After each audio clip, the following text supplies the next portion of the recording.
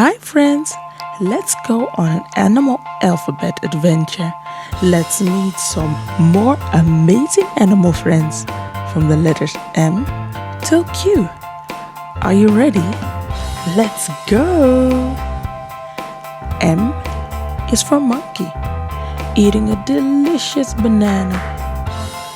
N is for nest, where the baby birds rest. O is for octopus, with legs on a beak. And P is for panda, munching a bamboo. Q is for quail, so small and sweet, with quick little footsteps and tiny feet. Let's say them now all together. Are you ready?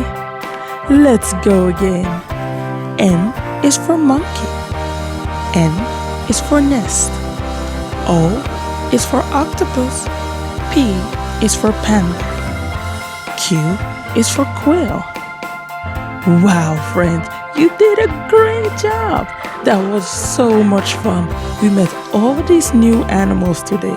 Learning the alphabet makes every day an adventure. See you next time, and don't forget to like and subscribe.